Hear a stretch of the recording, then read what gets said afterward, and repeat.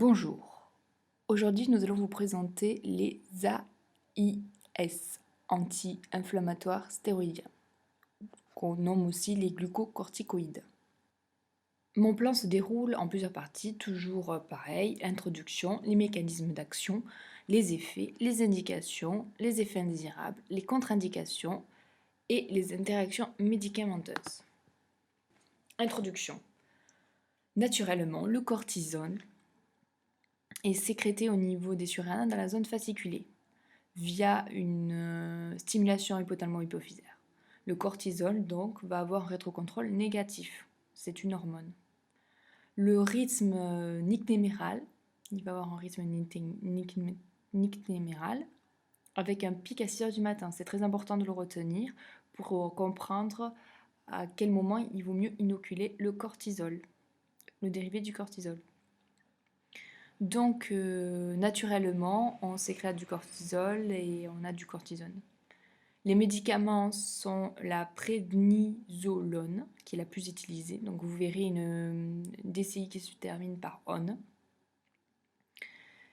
L'hydrocortisone, qui est donc un dérivé hydroxylé de la cortisone. Et la bêtaméthasone, qui est 25 fois plus active que l'hydrocortisone, et la cortisone, qui est 60 fois, mais qu'on utilise intra-articulaire. À dose thérapeutique, il n'a pas d'activité. Le mécanisme d'action.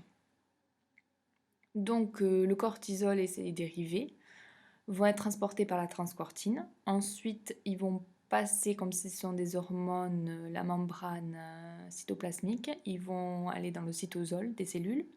Ils vont se lier à un récepteur cytosolique qui va permettre la translocation dans le noyau. Dans le noyau, il va se lier au GRE, de l'ADN, et il va permettre l'augmentation de la transcription protéique, dont la lipocortine, qui est un inhibiteur de la phospholipase A2. Et ensuite, il va permettre l'inhibition de NF-κB, qui est une cytokine pro-inflammatoire. Donc nous allons voir que c'est un anti-inflammatoire. Donc les effets pharmacodynamiques, ils sont bien supérieurs aux AINS, car les AINS agissent seulement en diminuant la diminuant la production de prostaglandine thromboxane, et les AIS permettent, en plus de diminuer la production de prostaglandine et de thromboxane, la production aussi de leucotriène. Donc les effets vont être anti-inflammatoires, donc ils inhibent la phase précoce qui est la vasodilatation, le chimiotactisme et tout ça, et ils limitent la phase vasculaire tardive qui est la revascularisation du tissu. C'est aussi un immunosuppresseur et un anti-allergique car il modifie la balance des polynucléaires et lymphocytes au niveau tissulaire et sanguin. Donc il va augmenter les polynucléaires au niveau sanguin et va diminuer les lymphocytes au niveau sanguin.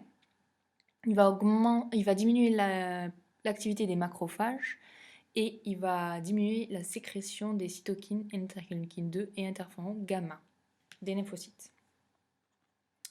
Donc là, ce sont les 3 effets recherchés des AIS. Les effets attendus mais non recherchés, par exemple métaboliques, ils augmentent la néoglucogénèse, donc ils sont hyperglycémiens. Faire attention chez les diabétiques. Ils créent un catabolisme musculaire, donc on va avoir une amyotrophie. Il crée aussi un catabolisme de la peau, donc vergeture, problème de cicatrisation, un catabolisme des os, donc ostéoporose et rachitisme si on l'inocule à un enfant, et va créer une redistribution des graisses, donc on va assister à une bosse de bison. Donc c'est un effet forcément minéralocorticoïde, donc l'hyperaldostéronisme, ça va faire un syndrome d'hyperaldostéronisme. Donc on va avoir un HTA, des risques d'œdème, de rétention hydrosodée. Donc il faudra prévenir en diminuant par exemple l'apport sodé et en surveillant l'hypokaliémie. Donc les effets digestifs sont la diminution de la sécrétion de prostaglandines et augmentation des sucs gastriques. Donc il faudra faire attention aux ulcères dus à l'acidité et la diminution de la protection de la muqueuse par diminution des prostaglandines, muqueuse gastrique.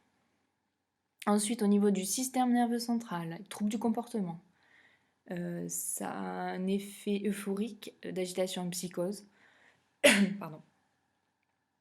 Ce qui opposait la maladie d'Addison, qui, vous savez, c'est une insuffisance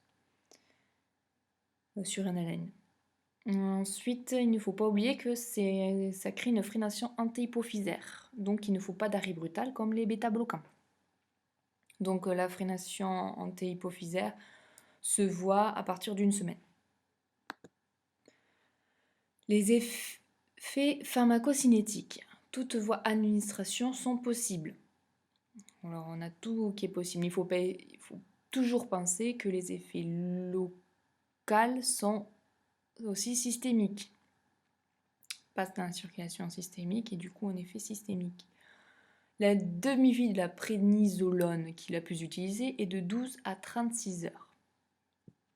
Et il faut donner le matin pour éviter le rétrocontrôle.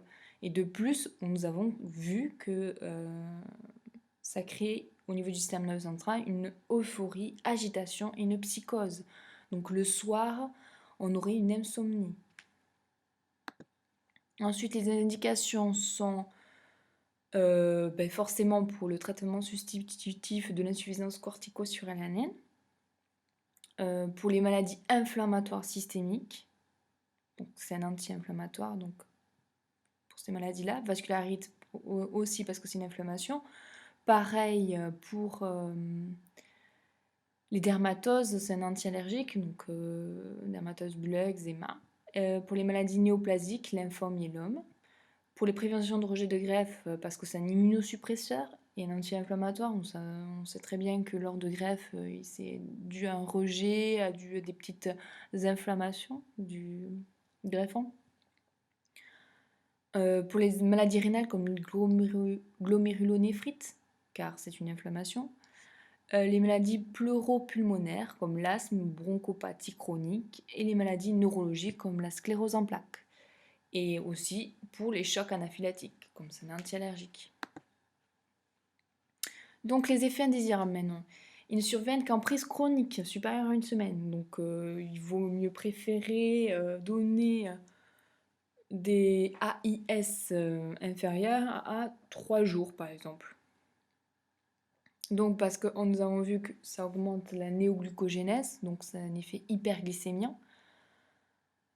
Catabolisme musculaire, donc amyotrophie, catabolisme de la peau, donc vergeture, retard à cicatrisation, catabolisme osseux, donc ostéoporose, retard à la croissance chez l'enfant, redistribution des graisses, donc ça crée des bosses de bison, un effet minéralocorticoïde, donc crée une HTA, des œdèmes et une rétention hydrosodée.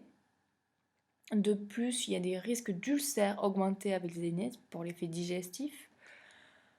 Troubles du comportement pour l'effet du système nerveux central, donc euphorie, agitation, psychose, et risque d'insuffisance surrénalienne dû au rétrocontrôle négatif de l'axe hypothalamo-hypophysaire. Des risques infectieux, il ne faut surtout pas l'oublier parce que c'est un immunosuppresseur.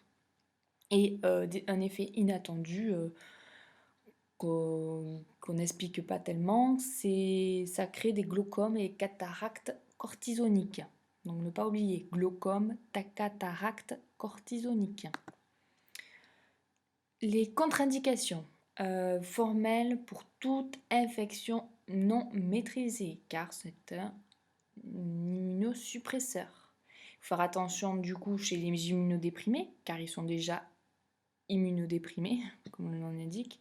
Pour les patients psychiatriques, en cas de glaucome, car ça crée des glaucomes. En cas d'ulcère, car ça augmente les ulcères en présence d'AINS. Pour les diabétiques, car c'est un hyperglycémiant. Pour les ostéoporoses, lors d'ostéoporose, parce que c'est un catabolisme osseux. Et il ne faut surtout pas de traitement chronique chez l'enfant, car retard de croissance. Pour finir, les AIS sont un produit dopant Ils n'ont pas d'effet indésirable inférieur à une semaine et ils freinent l'axe hypothalamo-hypophysaire à partir d'une semaine. Ils diminuent de 10% tous les 10 jours. Si le traitement est chronique, il vaut mieux prévenir en diminuant le sel et en surveillant l'hypocalémie. De plus, comme c'est un hyperglycémant, on peut diminuer l'apport de sucre et y faire attention. Et il ne faut pas oublier que les effets locaux ont un effet systémique. Merci et à la prochaine.